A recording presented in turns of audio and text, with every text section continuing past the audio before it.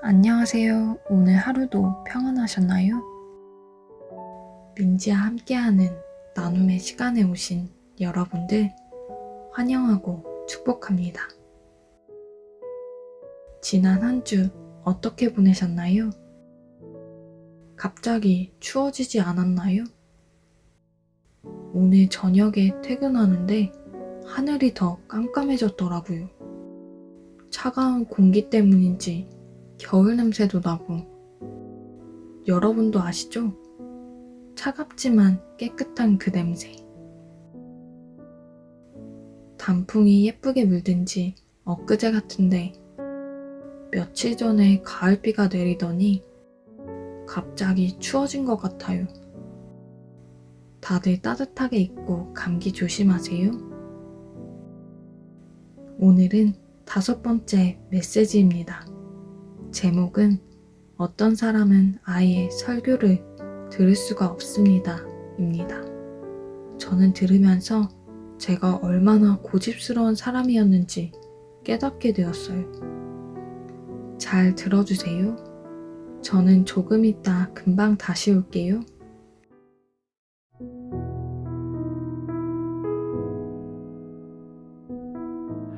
반면에 어떤 사람은 아예 설교를 들을 수가 없습니다.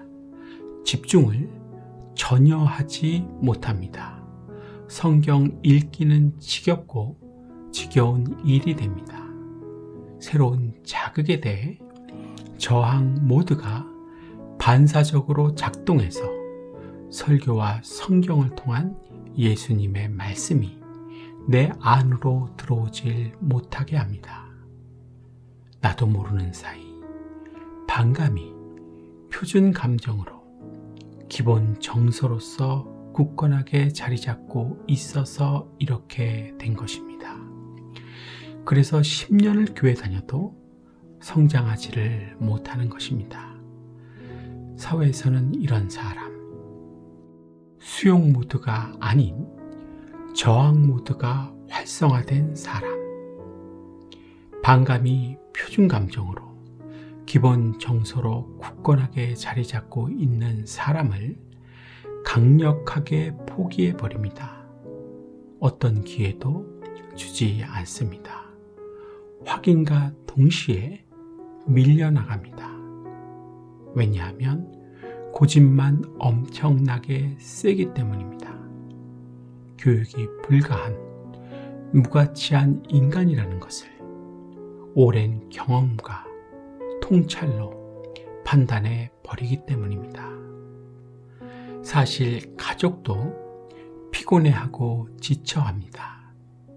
어려서부터 이럴 수 있도록 커서 이제는 어떻게 해도 안 된다는 사실을 간파해 버린 것입니다. 목사님께 밀어놓고 아픈 손가락 취급을 하며 포기하는 것입니다. 자유로움을 만끽하는 것입니다. 혹시 내가 이런 사람, 아픈 손가락입니까? 괜찮습니다. 충분히 괜찮습니다. 절대로 안 될 것 같은 이런 사람도 할 수 있는 희망적인 행위가 있습니다.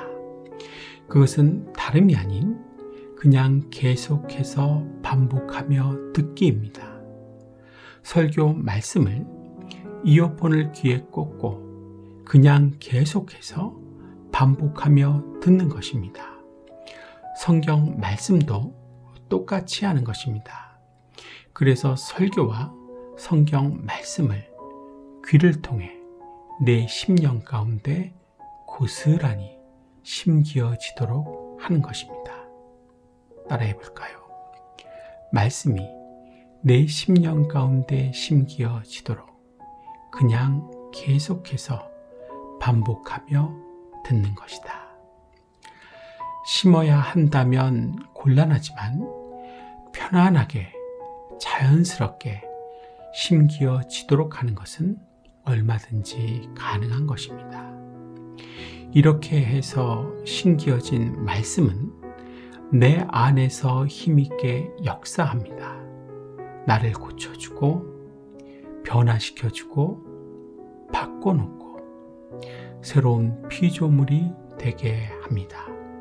말씀이 나를 살리는 것입니다.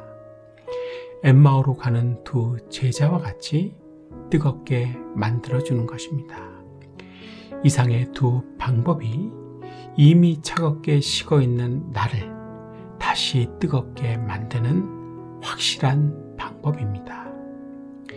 다시 전도하고 예수님과 멀어지지 않고 은혜와 능력 가운데서 일평생을 살게 하는 방법이라 하는 것입니다. 사랑하는 성도님들, 다시 뜨거워지시길 축복하고 또 축복합니다.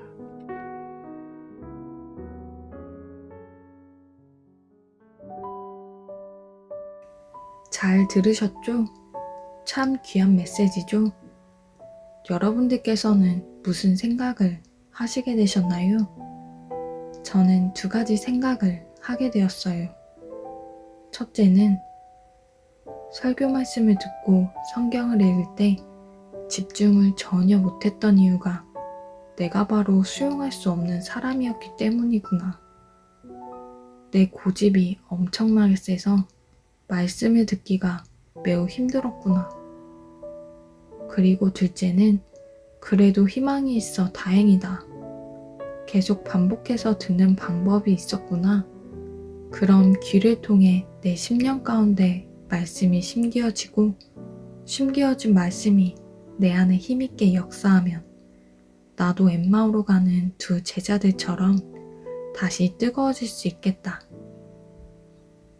저는 이렇게 두 가지였어요. 여러분들은 어떠셨나요? 댓글로 서로 나누었으면 좋겠습니다. 하나님께서는 언제나 우리를 새롭게 해주시고 흔들리지 않고 강건하게 살아갈 수 있는 방법을 말씀을 통해 가르쳐 주세요. 그 하나님, 오늘도 나를 지켜보고 계셨을 거예요. 그리고 내일도 함께 해주실 거예요. 여러분, 오늘 하루도 참 잘 사셨습니다. 저는 또 다음 시간에 올게요. 하나님께서 함께 하시는 평안한 밤 되세요.